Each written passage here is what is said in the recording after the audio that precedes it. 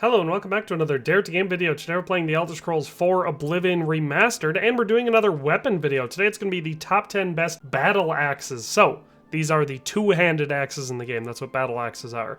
And so we're going to be going through just like we've done in previous weapon videos, and I'll be showing you which ones are the top 10 based on their damage output potential. And whenever possible, I'll be telling you how or where to get them. So let's just dive on into it and start off with number 10. So at number 10, we have Perditions Wrath, which you can see we have equipped here. It is a unique enchanted variant of a Dwarven Battle Axe, and it has at 125 condition, has a damage output of 122.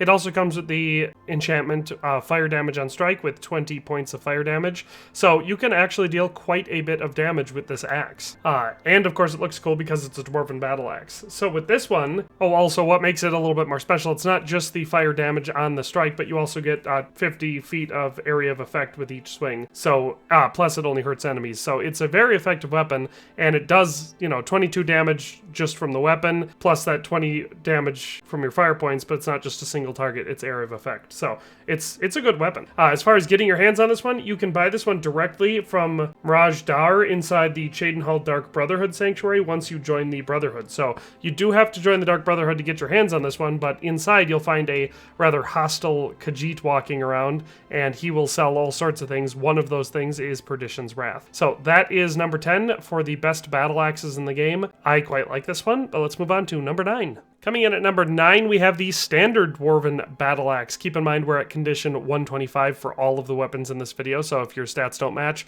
and we're at max level as well, so if your stats don't match, consider the stats and the condition. But the regular Dwarven Battle Axe also has 22 damage. This one does not come enchanted. I mean, you can find enchanted variants, but this one is not. But considering it has the same base damage and you can enchant it however you want, that's why I gave the Dwarven Battle Axe a slight edge over Perdition's Wrath, because you can take this with a soul gem and go enchant it to be whatever you want for it, and depending on the enchantment you choose and the soul gem quality, you can get it to be very, very effective. So the regular Dwarven Battle Axe takes the number 9 spot. As far as specific spots to get this one, I don't know of any, but once you get to level 6, you can start looting it all over the place, and once you get to level 10, you can start buying it in different shops, and there are lots of different smiths that will stock it once you've reached level 10. For example, Slash and Smash in the Imperial City will oftentimes have this one. So like I said, fairly common loot once you get to level 6. Obviously, the higher level you get, the more your loot pool gets diluted out, so while you have a possibility to find it at any level above level 6, you'll also be finding Ebony or Daedric or Glass or other things like that at higher levels. So if you want to get your hands on it, it's best to do it at a lower level. But that's number 9. Let's move on to number 8. Coming in at number 8, we have the standard Elven Battle Axe, which you can see has a damage of 24 for this one. Again, this is unenchanted, so you can enchant it however you like. This one is probably the first high-tier axe that most players are going to see. It starts spawning once the player gets to level 9, and you'll start finding it in shops once the player is at level 13. So this is another one, just like the last one we talked about. If you want to get your hands on this one, all you got to do is make sure you're the right level, and then go around and start killing bandits or marauders or whatever the case may be, and you're very likely to find it. I've picked up dozens and dozens of these in my playthrough. So the Elven Battle Axe, I think it looks cooler than the Dwarven one, a little bit more usable, I guess, but I quite like the style of it. But yeah, 24 damage edges it out just slightly over our Dwarven ones, so that's why it takes the number 8 spot. At number 7, we have the Glass Battle Axe, so we're just moving up the list in rankings of different armor types, or weapon types in this case. This one has 26 damage at 125 condition. I think appearance-wise it looks fairly cool, especially for a glass weapon. The color scheme just makes it look quite fancy.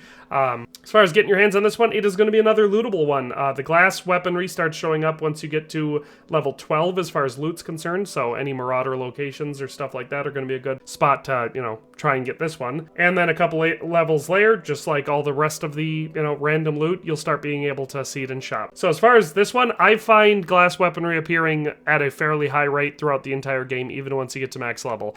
So it's really not hard to get your hands on a glass battle axe. And like I said, stat-wise, it is slightly better than the Elven one. So that is number 7. Let's move on to number 6. And so at number 6, we have the Ebony Battle Axe. This one has a damage stat of 29 when maxed out. And appearance-wise also looks quite cool, as most Ebony weapons do. Definitely looks very solid. As far as getting your hands on this one, you do have to be level 16 for it to start showing up in loot and shop inventories. I would say that the most common places to find this are going to be on high-level Marauders and Marauder Commanders and Necromancers once you get to that high of level, but you can also find most of your Ebony weapons fairly simply on your different Daedra. So if you're doing the main storyline and you've gotten to a high enough level, you'll probably find quite a few of these through the Oblivion gates. But the Ebony Battle Axe takes the number 6 spot with 29 damage, and from here on out we get a little bit more fancy. So let's move on to number 5. Coming in at number 5, the halfway point, we have the Master level of the Ayleid Battle Axe. So this is one of those loot types where you can get lots of different levels of them, all the way from Blunt up to Master. And at Master, it has a 30 damage stat, making it one of the best battle axes in the game,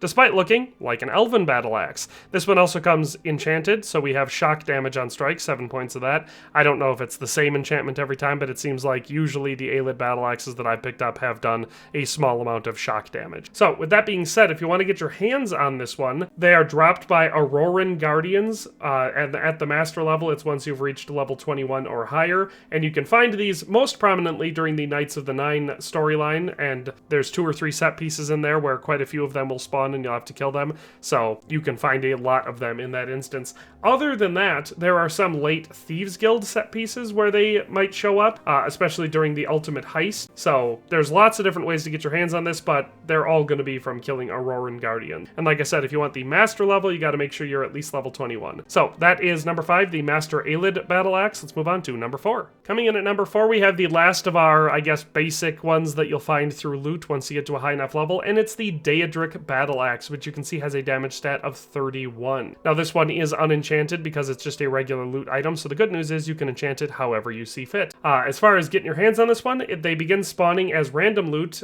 and on Daedra inside Oblivion gates at level 20 or higher, guaranteed by level 25, and they're also sold by different high-end smiths. So as long as you're at level 25, you're going to be finding these when you go through the Oblivion gates, because, you know, anytime you kill a Daedra, there's a good chance they're going to have a Daedric weapon, and if it's going to be a battle axe type, it'll be the Daedric Battle Axe once you get to a high enough level. So this is another example of one that I find all the time. In fact, there's quite a few variants of Daedric Battle Axes in the game. Many of them will come pre-enchanted that you'll find, but you'll also pick up a lot of unenchanted ones. So that is number 4. Let's move on to number 3. Coming in at number 3, we've got the dragon-shaped Battle Axe, the Battle Axe of Order. This one also has a damage stat of 31 like the Daedric one. I placed it a little bit higher just because I like the way it looks better. Other than that, stats are the same, and just like the Daedric Axe, you can enchant it however you see fit. If you want to get your hands on the Battle Axe of Order, it is part of a Deluxe Edition DLC, and all you have to do is complete the mission A Wound in Time, which will lead you to the mission Saving Time itself, which will become available to you right after liberating Kvatch. And then all you got to do, once you've completed the mission, is choose the axe from Ilav Draugr reward dialogue. So you can get every single weapon type and every armor type he offers, so you might as well just get them all right away, and that's what I did. And the Battle Axe of Order is one of the ones that you can get from him. As far as I know, that is the only way to get any of the Order items in this game.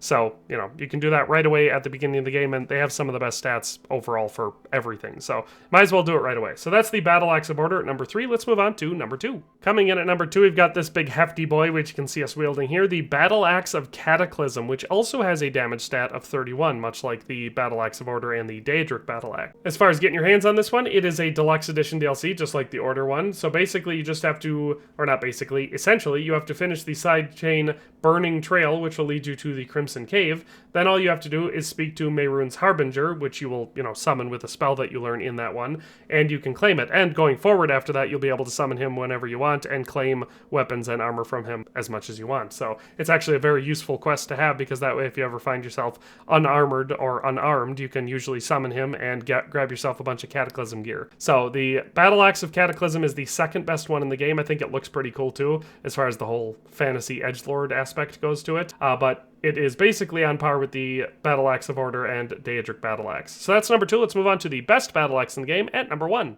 And finally, at number 1, we have Shadowrend, specifically the Battle Axe variant, because there's different variants that you can choose, and specifically the one that you get at the highest level. So this one is pretty sweet. It outclasses the rest. It has 33 for its base damage. It comes pre-enchanted with 2 enchantments, damage health on strike for 30 points, and weakness to magic on strike, 15% for 30 seconds. So it's great for wearing down, especially magic-wielding enemies, but also just, you know, you do 33 points of physical damage and 30 points of damage health, makes it by far the most powerful battle axe that you can find in the entire game. As far as getting your hands on this one, it is from the Shivering Isles main quest, Symbols of Office. So you have to defeat your shadow doppelganger form in axe or claymore, which is going to be chosen by whichever of your skills is higher between blunt and blade skills. So if you want the battle axe, make sure your blunt skill is higher than your blade skill, otherwise it'll automatically default to the claymore version of Shadowrend. But all you have to do is, in that quest, defeat your shadow doppelganger, and then you'll get this weapon.